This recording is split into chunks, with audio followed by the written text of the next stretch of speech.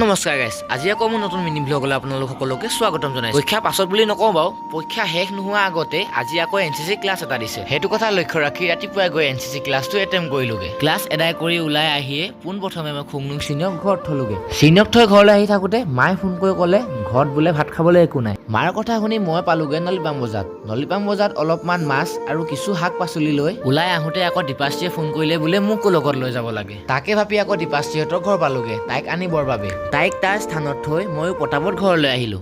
পালোহি চিধা ঘৰ। কেলেনো ইণ্ডিয়া ভাৰ্চেছ নিউজিলেণ্ড খেল আছে ন গাইছ। খেলটো মেইন যি হওক তাৰ ভিতৰত বহি পেলাই আৰামত খেল চালোঁ।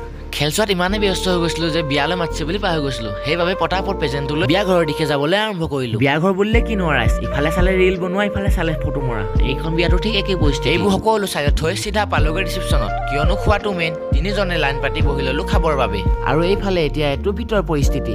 আৰু এইবোৰ সকলো বিদায় দি আজি ব্লগটো সামৰিছোঁ। আজিলে বাই বাই, আকৌ লগ পাম এটা নেক্সট